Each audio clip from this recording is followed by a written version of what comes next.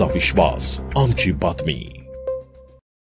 अध्यक्ष महोदय, दिनांक 17 मार्च 2025 रोजी नागपूर शहरात घडलेल्या घटनेच्या अनुषंगाने या ठिकाणी मी सभागृहात निवेदन करतोय।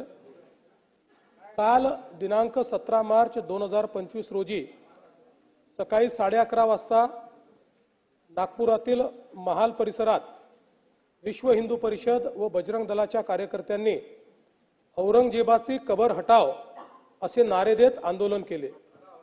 हे आंदोलन करताना त्यांनी गवताच्या पेंड्या असलेली प्रतिकात्मक कबर त्या ठिकाणी जाळली।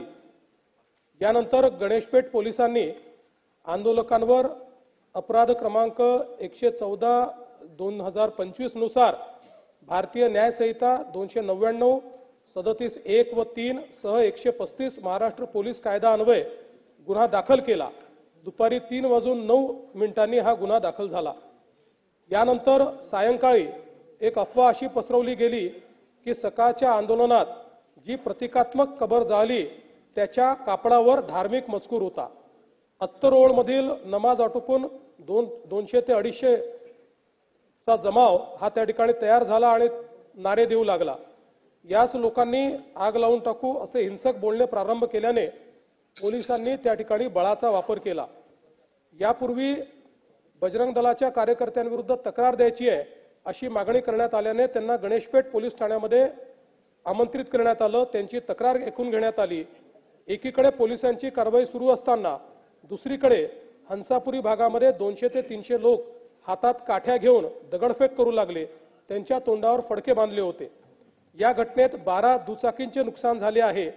या घटनेमध्ये काही लोकांवर घातक शस्त्राने हल्ला करण्यात आलेला आहे। तिसरी घटना भालदारपुरा भागात सायंकाळी 7:30 वाजता झाली। 80 ते 100 लोकांचा जमाव तिथे होता। तिथे त्यांनी पोलिसांवर हल्ला केला, त्यामुळे अश्रुधूर व सौम्य बळाचा वापर करावा लागला। या घटनेत एक क्रेन, 2 जेसीबी व काही 4 चाकी वाहने ही जाळण्यात आली। या संपूर्ण घटनेमध्ये 33 पोलीस जखमी झाले आहेत, ज्यामध्ये 3 उपायुक्त दर्जाचे पोलीस आहेत। त्यातल्या एका पोलीस उपायुक्तावर कुऱ्हाडीने त्या ठिकाणी हल्ला करण्यात आलेला आहे। एकूण 5 नागरिक जखमी झालेले आहेत। तिघांना उपचार करून सोडले आहेत। 2 रुग्णालयात आहेत, यातला एक आयसीयूत आहे। एकूण 3 गुन्हे गणेशपेठ पोलीस ठाण्यात दाखल झाले आहेत। तहसील पोलीस ठाण्यात 2 गुन्हे दाखल करण्याची प्रक्रिया सुरू आहे। असे एकूण 5 गुन्हे आहेत। 11 पोलीस ठाण्याच्या हद्दीत संचारबंदी लागू करण्यात आलेली आहे। एंट्री पॉइंटवर नाकाबंदी या तहसील कोतवाली, गणेशपेठ, पाचपावली, लकडगंज, शांतीनगर, सक्करदरा, नंदनवन, इमामबाड़ा, यशोधरानगर, कपिलनगर या ठाण्यांचा समावेश आहे। एसआरपीएफच्या 5 तुकड्या या ठिकाणी तैनात करण्यात आलेल्या आहेत।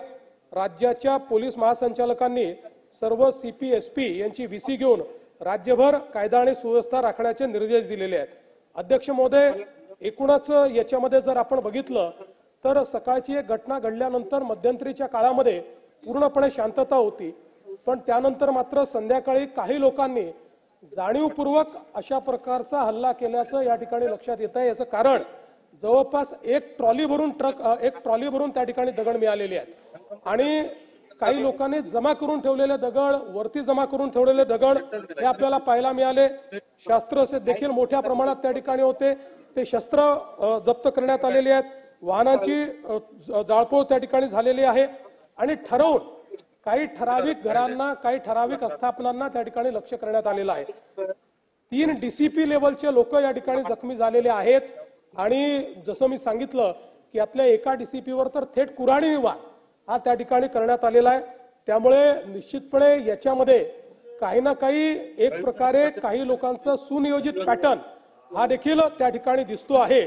अशा लोकांना त्या ठिकाणी त्यांच्यावर कारवाई ही केलीच जाईल।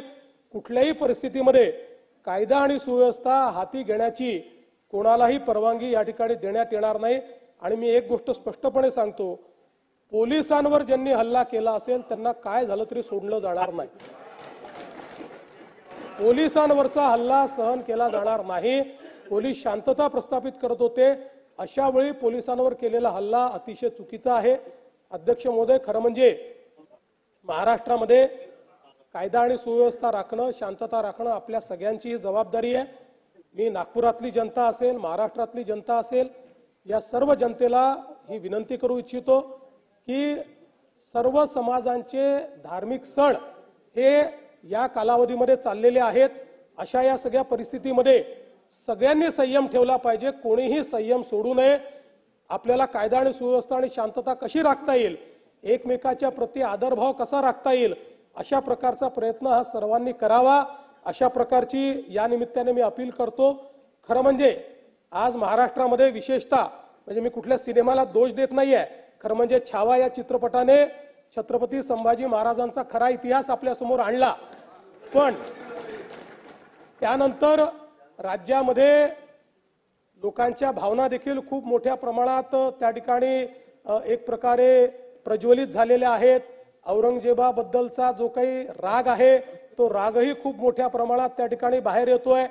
या सगळ्या गोष्टी आपल्या ठिकाणी असल्या तरी मला असं वाटतं की महाराष्ट्रात कायदा आणि सुव्यवस्था राखणं हे अत्यंत महत्त्वाचं आहे, त्यामुळे सर्वांनी संयम बाळगला पाहिजे। महाराष्ट्र एक प्रगतिशील राज्य आहे, या राज्यामध्ये मोठ्या प्रमाणात इन्व्हेस्टमेंट येत आहे। या ठिकाणची कायदा सुव्यवस्था, इथली सगळी जी काही सामाजिक घडी आहे ही जर योग्य प्रकारे राहिली तर मला असं वाटतं की आज ज्या प्रगतीकडे आपण चाललोय त्या दिशेने जाण्यास आपल्याला अधिक मदत होईल। आणि म्हणून आपलं शासन, तुमचा विश्वास, आमची बातमी।